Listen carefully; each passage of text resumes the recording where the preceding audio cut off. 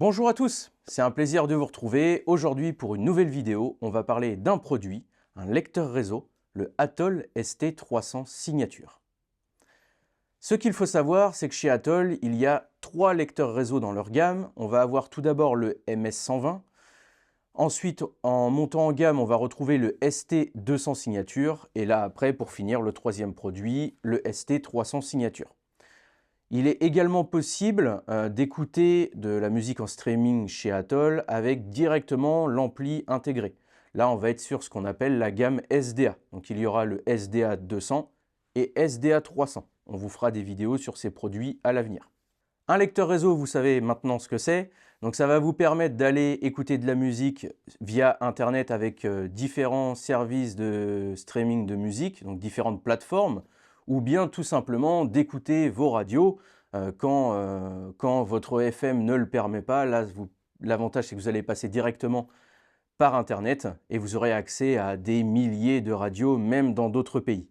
Ce produit-là, donc le plus abouti des lecteurs réseau chez Atoll, par rapport au modèle précédent, donc on va être sur une conception beaucoup plus aboutie. Ce qui va apporter, c'est tout d'abord la compatibilité avec les fichiers MQA. On va également, au niveau de la connectique, avoir la connectique la plus étendue, donc avec l'arrivée d'une sortie XLR, donc sortie symétrique, ce que n'a pas le modèle précédent. Au niveau de sa conception, tout d'abord, au niveau du convertisseur, on est sur du Burr Brown. Donc ce qu'il faut savoir, c'est que là, on a un convertisseur par canal, donc vous avez double DAC dans ce produit. Également, sur la sortie XLR RCA, en fait, on va avoir un étage de préamplification en pure classe A avec composants discrets. Comme à leur habitude, chez Atoll, l'alimentation est très bien traitée. Donc là, on est sur une alimentation linéaire. Et sur ce produit, au niveau donc des convertisseurs, on va être sur une prise en charge PCM allant jusqu'à 24 bits 192 kHz. Et donc, comme je l'ai dit juste avant, donc compatibilité avec quasi tous les fichiers, même tous les fichiers, donc DSD, MP3, FLAC, MQA, donc DSD jusqu'à 128. Il prend en charge le DSD 64 et DSD 128. Le produit est également compatible Roon.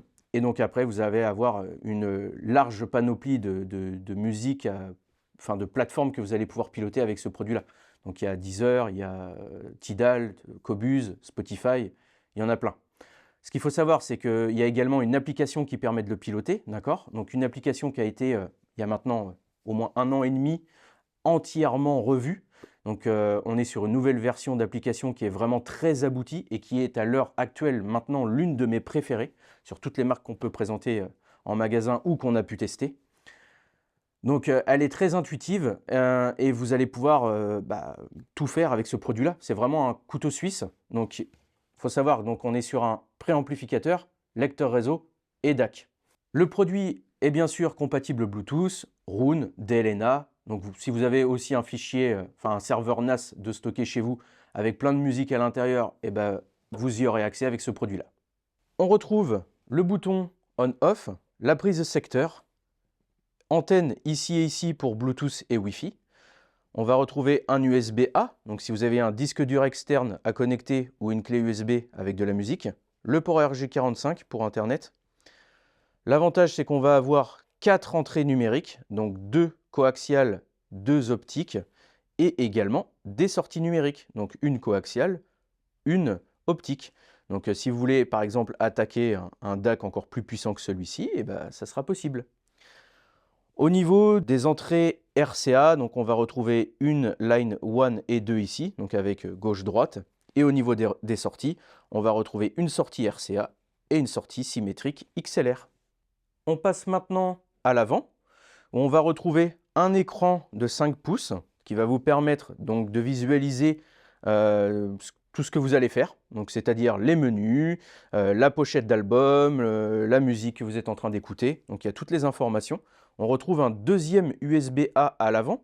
Donc là, pareil, encore une fois pour clé USB ou disque dur externe.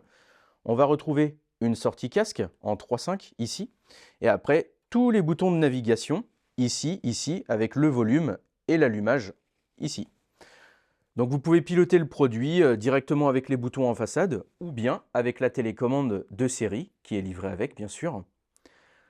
Et encore mieux après, avec l'applicatif directement sur votre tablette ou votre téléphone. Bon, bah, maintenant, il n'y a plus qu'à l'allumer et naviguer un petit peu dessus. Quand on allume le produit, on arrive directement sur ce menu-là. Donc on peut se balader avec les flèches. Donc vos listes de lecture, les radios internet, USB, on sélectionne la source que l'on désire avoir. Les entrées auxiliaires et bien sûr les paramètres. Configuration du réseau, info réseau, la langue, temps de retour à l'affichage, gérer les entrées auxiliaires, votre version actuelle, mise à jour du logiciel qu'il faut vérifier de temps en temps. Les gestions de l'alimentation, on va les voir dedans, avec le délai avant la mise en veille, temps de lecture inactif, maximum, et l'intensité de l'afficheur, si vous voulez le baisser ou l'augmenter. Retour aux paramètres d'usine, qualité audio en streaming, là normalement on est au maximum. Le volume de sortie numérique, si vous voulez paramétrer un volume. Et après, le nom de votre modèle, qui n'a pas été sélectionné. Alors ça c'est important de le sélectionner dessus, parce que si après vous avez plusieurs appareils, au moins vous savez lequel est, qui est à qui, quoi. Qui est qui plutôt.